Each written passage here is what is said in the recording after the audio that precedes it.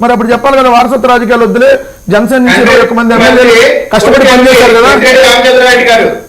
అరే మేము వారసత్వ రాజకీయాలు వద్దని మేము చెప్పాలా? టాలెంట్ ఉంటే ఎవరైనా రావచ్చు అన్నాం. మొత్తం ఒక మందల్లా అన్న తమ్ముడు చెల్లి అందరూ సినిమాలో నటిస్తారని కుటుంబం సినిమాలు మేము అదే తప్పుపట్టలేదు కదా, మీరు తప్పుపట్టారు కదా చెప్తున్నా. మీరు మా దగ్గరకు వచ్చేటప్పటికి నీతి వాక్యాలు అందిస్తారు కదా, నీతి వాక్యాలు చెప్పబడదు, ఇక్కడ మాత్రం పాటించబడవు అని మీరు చెప్తారు. నీతి వాక్యాలు చెప్తారు కాబట్టి అరే మరి తప్పు కదా. ఏంటి వారసత్వ రాజకీయాలు సార్? ఇప్పుడు జనసేనకి గనక మంత్రి పదవి ఇంకోటి ఇవ్వాలి అని, ఎవరికి ఇవ్వాలి అనే చర్చ గనక జరిగితే, జనసేన పార్టీలో నాగబాబు గారికి మించినటువంటి వర్క్ చేసినటువంటి సీనియర్ ఇంకొకరు లేరు సార్. వరుసలో ఫస్ట్ ఆయన ఉంటారు, ఆయన తర్వాత ఇంకెవరు ప్లేస్ అయినా సరే ఒక కార్యకర్తగా పార్టీని భుజాల మీద మోసి అన్ని రకాలుగా పార్టీ వచ్చిన దగ్గర నుంచి ఇప్పటి వరకు కూడా చాలా త్యాగాలు చేసి, అలాగే మాతో పాటు మేమెంత కార్యకర్తలు మేమెంత కష్టపడ్డామో ఆయన కూడా అంత కష్టపడ్డ వ్యక్తి నాగబాబు గారు.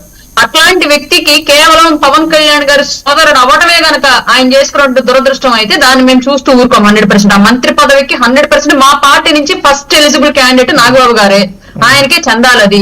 ఆయన సోదరుడు ముఖ్యమంత్రి, ఉప ముఖ్యమంత్రి కార్పొరేషన్ చైర్మన్ పదవి హైపరాది అది కూడా ఎలక్షన్ ప్రచారం చేశారు బ్రహ్మాండంగా పిఠాపురంలో. ఇంకెవరు ఉంటే అదే సత్యనారాయణకి ఇచ్చాడు.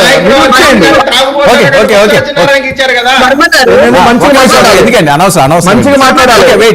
ఎవరు తాగుబోతులు పార్టీలో ఉన్న చరిత్ర మంచిగా మాట్లాడటం నేర్చుకో. నీ వయసు రాజకీయాలు అంత లేదు, నీ వయసు బచ్చారు పిచ్చి పిచ్చి రాజకీయాలు అంత లేదు, నీ వయసు. ఎందుకు అనవసరమైన కాంట్రవర్సీ విజయ్ అనవసరమైన కాంట్రవర్సీ లోకేష్ లాగా అట్లా అమ్మాయిలు స్విమ్మింగ్ పూల్ దగ్గర చెప్పలేదు కదా. ఒక నిమిషం అన్న గారు ఏదో చెప్తున్నారు, మాట్లాడచ్చు. వెయిట్ అన్న గారు ఏదో చెప్తున్నారు.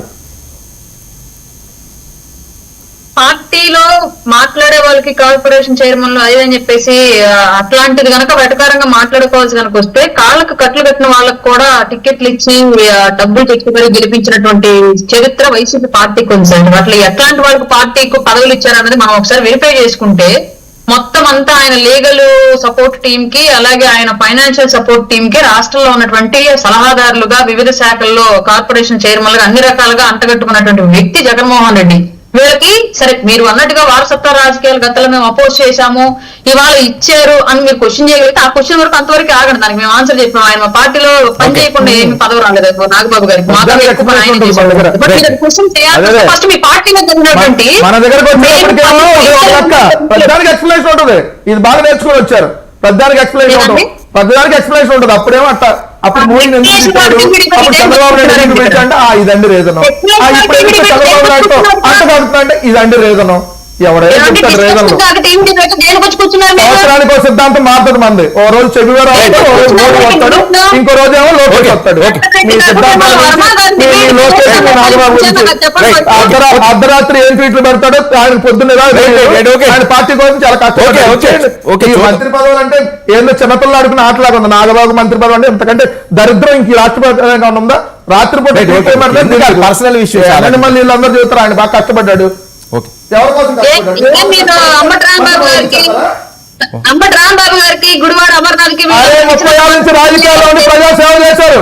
వాళ్ళ ఫ్యామిలీ రాజకీయ సేవ చేశారు. ఏం చేశారు మీరు సేవ? ఏం చేశారు నాగబాబు? ఎవరికైనా పిల్లలు పెట్టుకు పెట్టారా?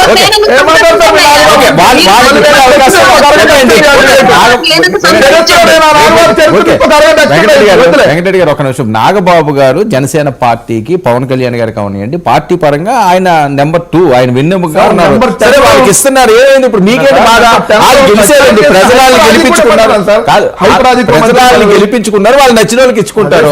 ఆయన సేవలను గుర్తించారు, ఇంకా వేరే సేవలు మీకేంటి బాధ? మీరు కాదు కదా, ప్రభుత్వం వాళ్ళది కదా. ప్రజలకు దరిద్రం సార్. ఏదైనా ప్రజలు చేసుకున్న కర్మ కాబట్టి ఈవీఎంల ద్వారా చేసుకున్న కర్మ. Thank you so much Venkat Reddy గారు. చిత్రపాలన